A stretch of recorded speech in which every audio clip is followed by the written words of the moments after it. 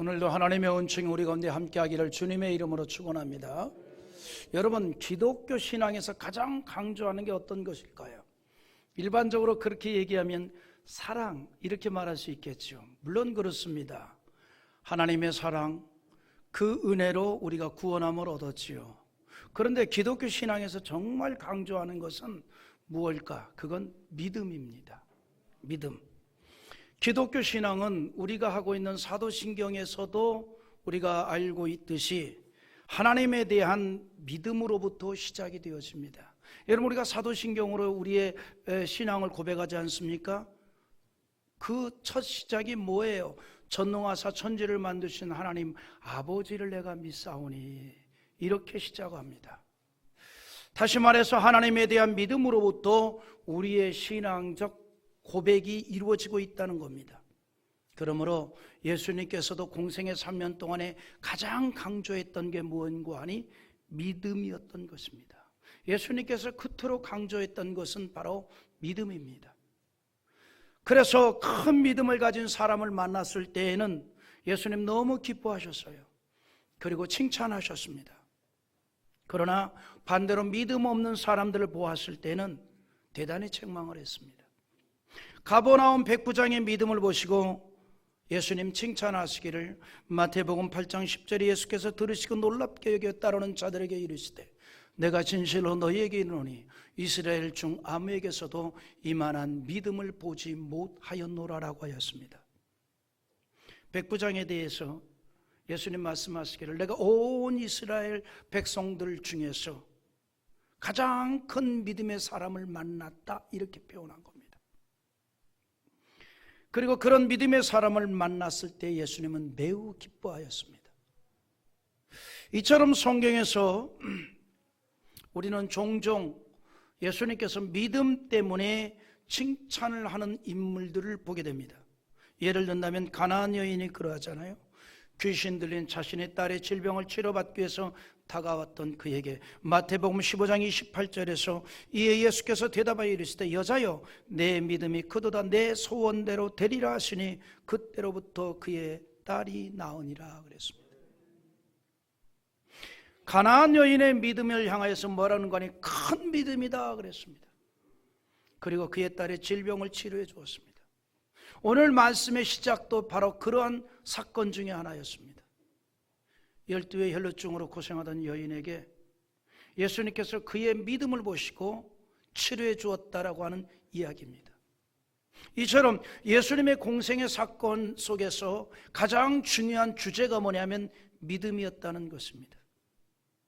그래서 믿음의 사람을 만나면 우리 주님 너무나 기뻐하였습니다. 그리고 크게 칭찬했습니다. 그런가 하면 불신으로 가득했던 도마에 대해서 뭐라고 말씀하는가 하니 믿음 없는 사람이 믿음 있는 사람이 되라는 권면을 하시면서 믿음 없는 사람이 되지 말고 믿음 있는 사람이 되라고 그랬습니다. 의심으로 가득했던 도마에게 부활하신 예수님께서 친히 나타나셨습니다. 요한복음 20장 27절에 우리 한번 읽어보겠습니다. 도마에게 이르시되 내 손가락을 이리 내밀어 내 손을 보고 내 손을 내밀어 내 옆구리에 넣어 보라. 그리하여 믿음 없는 자가 되지 말고 믿음 있는 자가 되라. 할렐루야. 믿음 없는 자가 되지 말고 믿음 있는 자가 되라는 것입니다. 여러분, 예수님께서 공생애 동안에 가장 많이 사용한 단어가 믿음입니다. 이처럼 기독교에서 가장 중요한 것은 믿음입니다. 믿음으로 구원을 받았잖아요. 믿음으로 하나님의 능력을 체험하게 됩니다. 여러분, 그래서 우리는 믿음의 사람이 될 수 있기를 주님의 이름으로 축원합니다. 그런데 믿음은 내면적인 것입니다. 마치 무엇과 같은 거니 나무의 뿌리와 같습니다. 나무의 뿌리는 땅속 깊이 내려져 있기 때문에 우리의 그 눈으로 보일 수가 없습니다. 그런데 그 믿음이 외부로 나타나는 것을 신앙이라고 말하는 것입니다. 자, 그렇다고 한다면 기독교에서 믿음을 이처럼 강조하고 있는데 일반적으로 믿음이 있다는 것을 어떻게 알 수 있을까요? 어떤 것이 믿음이 있는 것일까? 그것에 대해서 일평생 목회를 잘 하시고 은퇴를 하신 어느 목사님께서 했던 말씀이 기억이 납니다. 그 목사님이 이런 말씀을 했습니다. 내가 목회를 오랫동안 하다 보니 교인의 믿음이 어느 정도인지 알 수 있는 바로미터가 하나 생겼다는 거예요.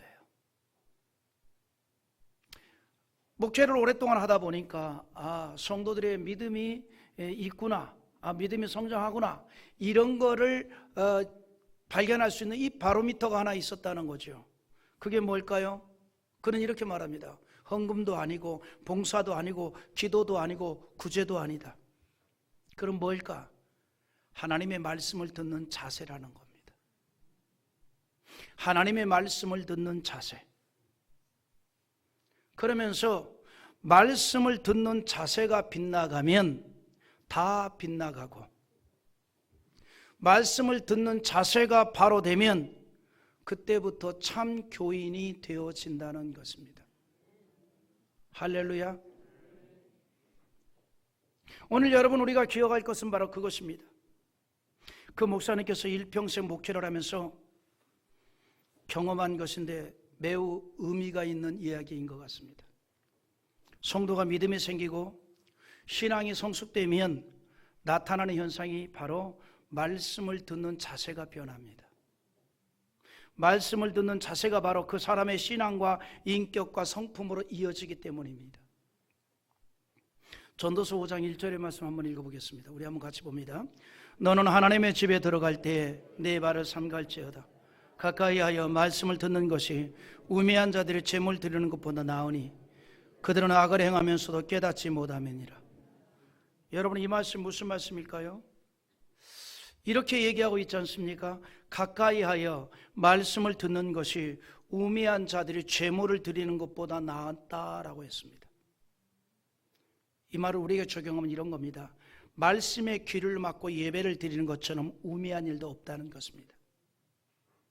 믿음은 말씀의 귀를 기울인 것에서부터 시작이 되어진다는 거예요. 말씀의 귀를 기울이는 것부터. 여러분, 우리가 열심히 예배도 드리는 것 같고, 열심히 봉사도 하는 것 같고, 헌금도 어마무시 풍성하게 하는 것 같고, 굉장히 믿음이 좋아 보이는 것 같습니다. 그런데 말씀에는 귀를 막고 있다면 그건 믿음 없는 겁니다. 그 믿음 없는 거예요. 그 신앙 없는 겁니다. 그럼 무슨 신앙이냐? 자기가 만든 자기 신앙이에요. 하나님과 교통하고 교제하는 신앙이 아니라 자기가 만든 자기 신앙이라는 겁니다. 예수님께서 이렇게 말씀합니다. 사람은 떡으로만 사는 것이 아니요 하나님의 입에서 나오는 말씀으로 산다라고 했습니다. 여러분, 하나님의 자녀들, 믿음의 사람들은 하나님의 말씀으로 사는 인생인 줄 믿으시면 아멘 합시다. 그러면 말씀으로 산다는 말이 무슨 말일까요? 말씀을 듣고 그것을 믿음으로 붙잡고 산다는 것입니다. 사무엘상 15장 22절에서 동일한 말씀을 하고 있는데 우리 한번 또 읽어보겠습니다.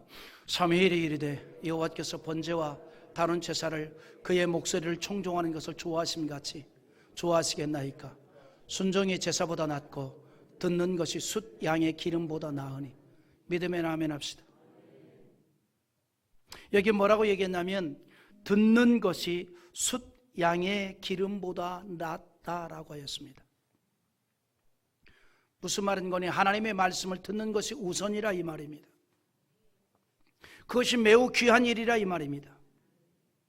오늘 여러분, 우리가 이 세상을 살면서 참 많은 이야기를 듣고 살지 않습니까? 그런데 우리가 듣는 것 가운데에는 우리의 인생에 유익되는 것도 있지만 반대로 우리의 인생에 해가 되는 것도 참 많습니다. 이거는 우리의 신앙에도 마찬가지예요. 신앙에 유익된 말도 있지만 신앙에 해가 되는 것도 많이 있다는 거죠. 그래서 우리는 내게 들리는 수많은 음성 가운데 불신앙의 소리가 아니라 신앙의 소리를 즐겨 듣는 자 되기를 바랍니다. 그리고 믿음의 말에 민감한 반응을 할 수 있는 자 되기를 바랍니다.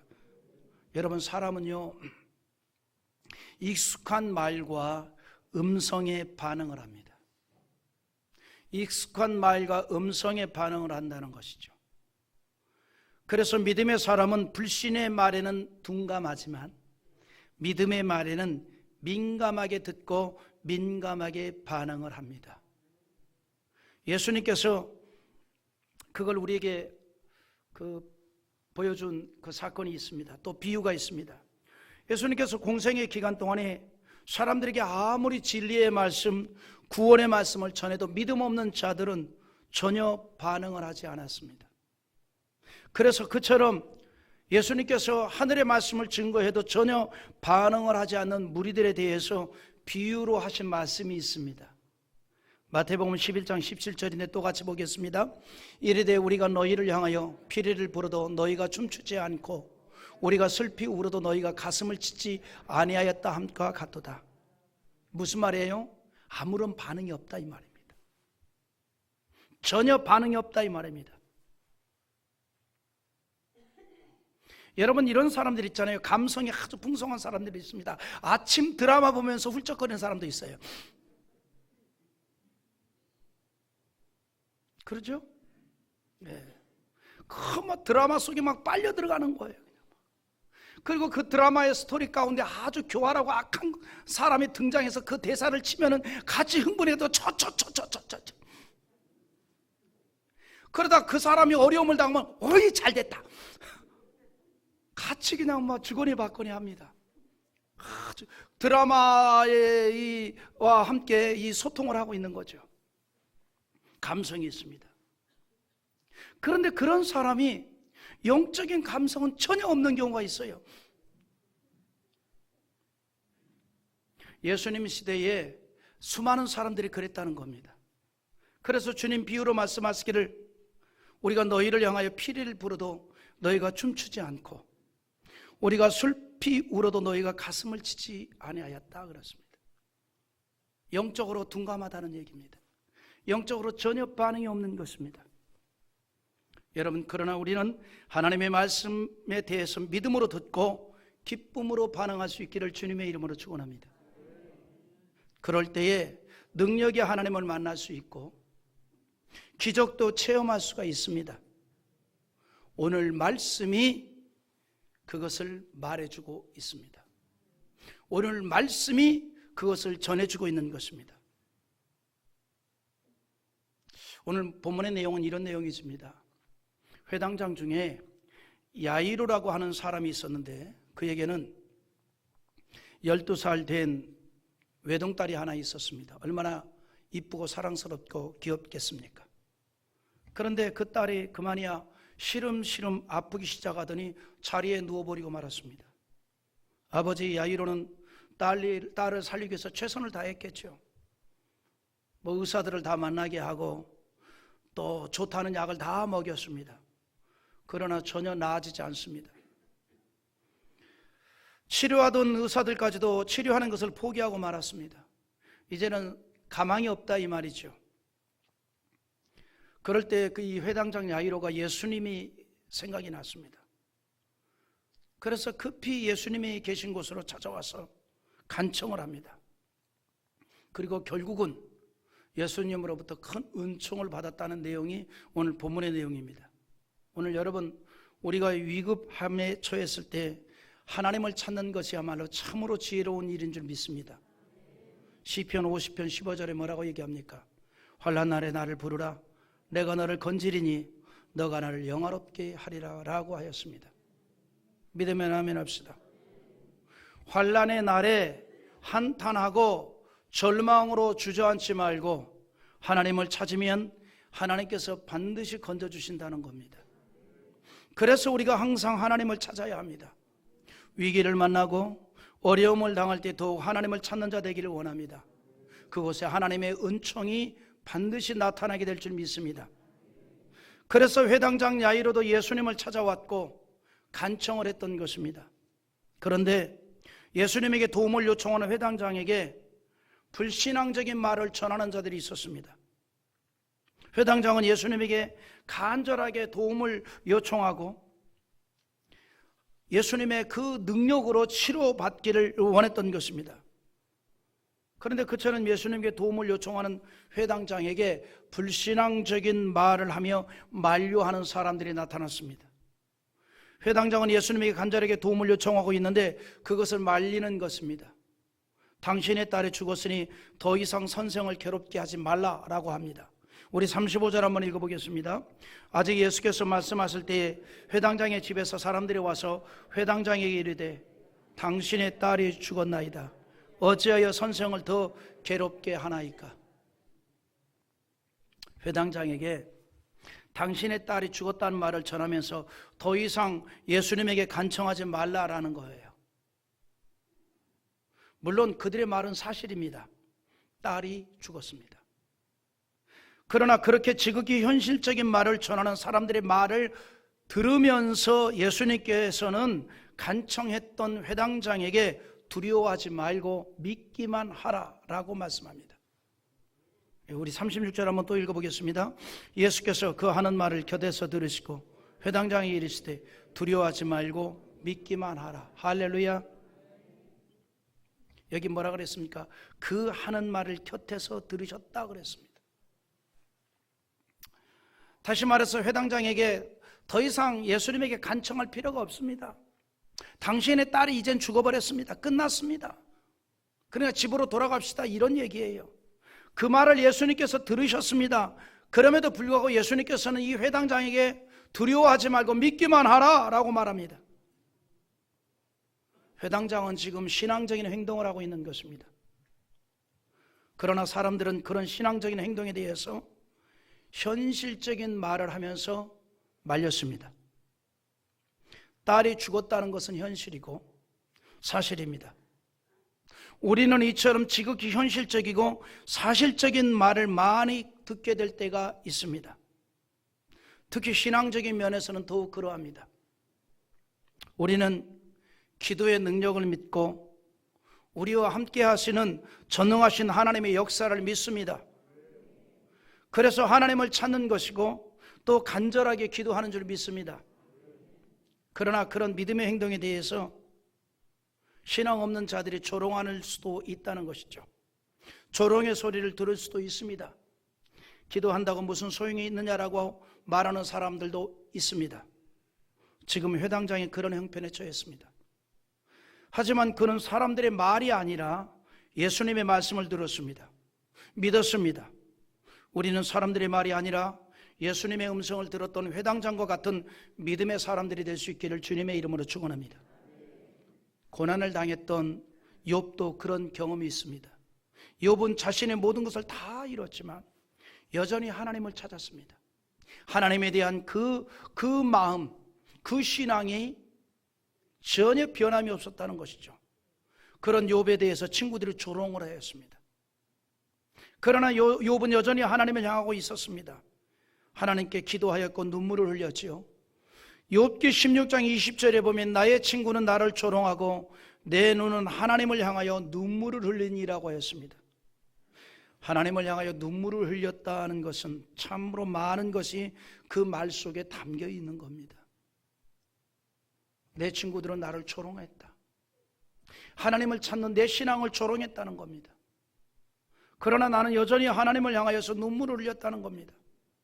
자신의 모든 것을 다 잃어버렸고 처절한 상황에 처한 자신의 형편을 생각하니 얼마나 아픔이 되었겠습니까? 그럼에도 불구하고 하나님을 향한 신앙에 변함이 없었다는 사실입니다. 하나님을 향한 신앙에 변함이 없었습니다. 하나님 앞에 나와서 눈물을 흘린 욥의 그 눈물은 하나님을 향한 신앙적 고백이었던 것입니다. 회당장은 믿기만 하라는 예수님의 말씀을 믿었습니다. 그러나 그런 모습이 믿음 없는 사람들에게는 비웃음이 될 수 있다는 사실입니다.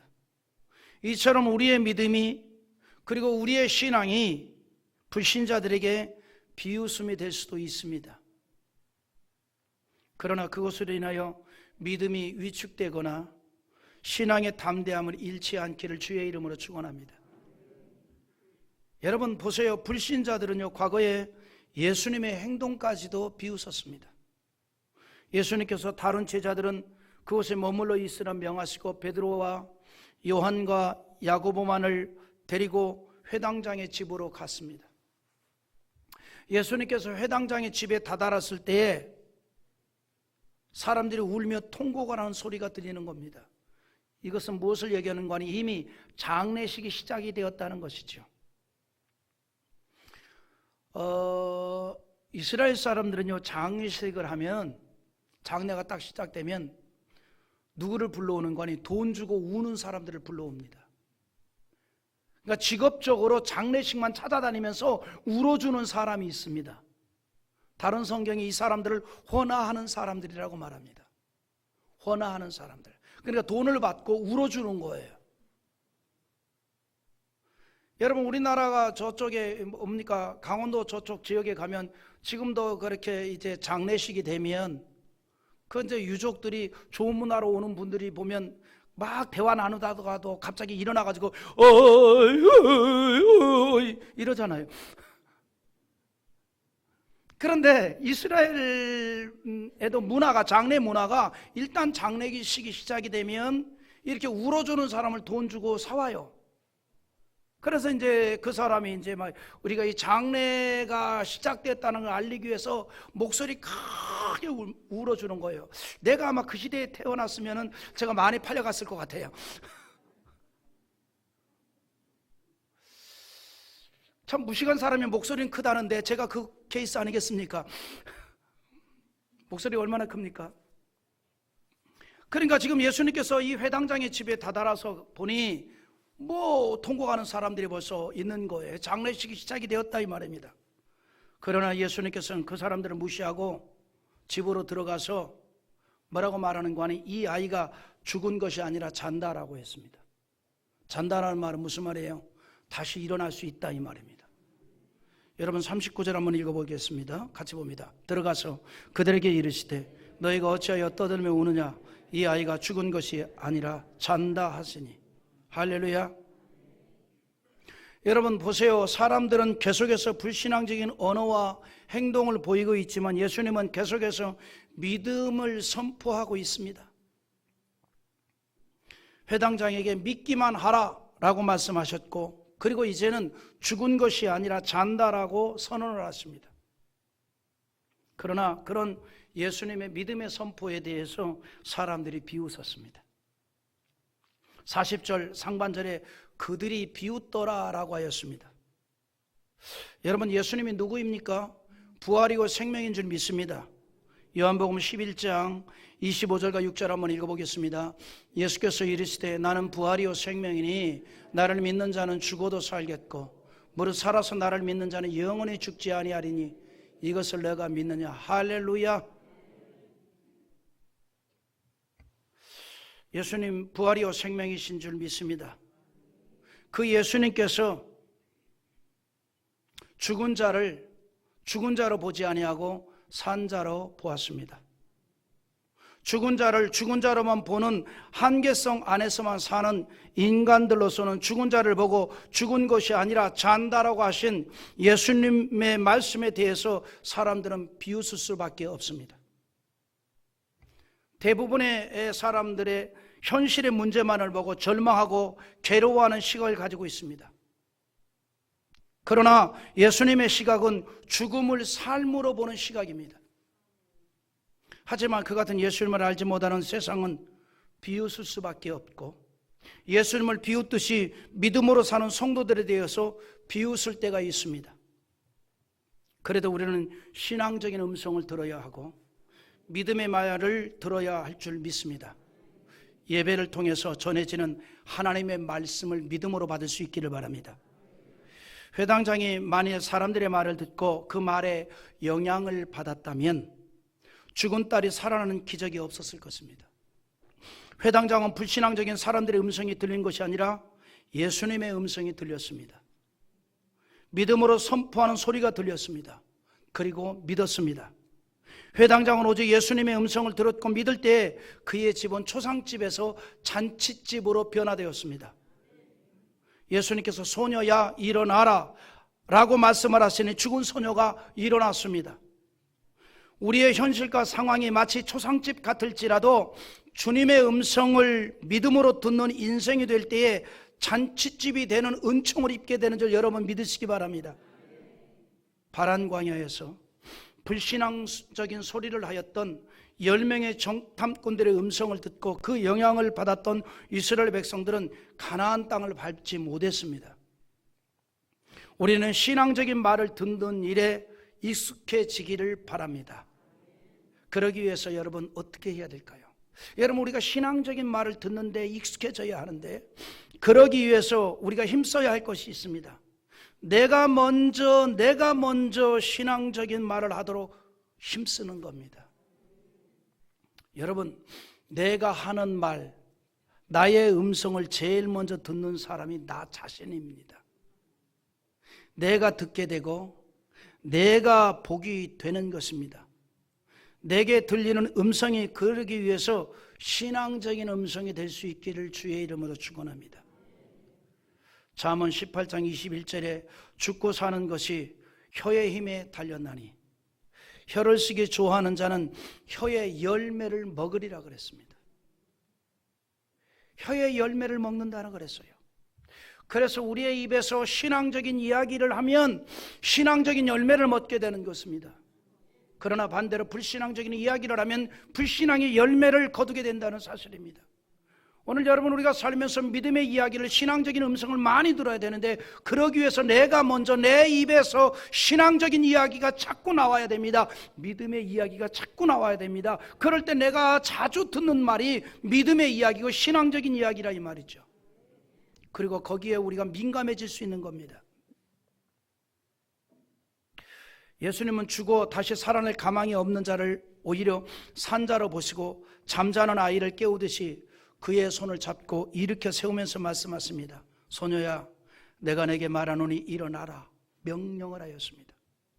이 명령은 전능자의 명령이요, 생명의 주인이신 예수님의 명령이었습니다. 이 명령은 광풍을 잔잔케 하는 명령이요, 이 명령은 죽은 나사로를 무덤에서 나오게 하는 명령인 줄 믿습니다. 이 명령이 떨어지자 소녀가 즉시 일어나 걸었습니다. 여호수아가 거대한 여리고성을 무너뜨리고 그 다음에 아주 작은 아이성 전투에서는 실패를 했습니다. 그 일로 인하여 여호수아는 옷을 찢고 여호와의 궤 앞에서 머리에 티끌을 무릅쓰고 해가 저물도록 땅에 엎드려 있었습니다. 무슨 얘기냐면 기도를 한 것입니다. 그러자 하나님께서 그에게 일어나라고 하는 용기를 주시는 음성을 들려주었습니다. 여호수아 7장 10절에 보면 이런 말씀이 있지요. 여호와께서 여호수아에게 이르시되 일어나라, 어찌하여 이렇게 엎드렸느냐라고 하시면서 다시 재기의 방법과 용기를 주었습니다. 여러분, 우리의 인생살이가 때로는 여리고성의 승리 같은 기쁨도 있을 수 있고 때로는 아이성의 참패 같은 실패의 경우도 있습니다. 그러나 하나님은 우리가 어떤 상황에 처하든지 우리를 버리지 아니하고 떠나지 아니하며 함께하는 줄 믿으시기 바랍니다. 심지어 우리가 죄로 인해 넘어졌을 때도 다시 일어나라 말씀하십니다. 우리가 마음이 약해서 넘어졌을 때도 다시 일어나라고 말씀하십니다. 아이성의 실패로 낙심한 여호수아를 일으켜 세워주신 하나님께서 우리가 실패하여 낙심하고 있을 때에도 다시 일어나라 말씀하실 뿐만 아니라 친히 일으켜 세워주시는 줄 믿으시기 바랍니다. 예수님께서 오늘 본문에서 말씀하신 소녀야 일어나라 달리다 굼은 오늘을 살아가는 우리 인생에 너무나 필요한 말씀인 줄 믿습니다. 우리는 날마다 힘과 용기와 생명을 주는 달리다 굼 일어나라 말씀하시는 주님의 음성을 들을 수 있기를 바랍니다. 설교를 통해서 듣고 기도하는 가운데 들을 수 있기를 바랍니다. 내게 익숙하게 들리는 음성은 불신앙의 소리가 아니라 믿음의 소리가 되기를 바랍니다. 능력의 소리가 되기를 원합니다. 축복의 소리가 될 수 있기를 원합니다. 그래서 야이로의 딸이 죽음의 자리에서 일어났던 것처럼 넘어지고 낙심된 자리에서 실망되고 상처 입은 자리에서 다시 일어나 담대히 나아가는 여러분 되기를 주님의 이름으로 축원합니다. 주님의 이름으로 축원합니다.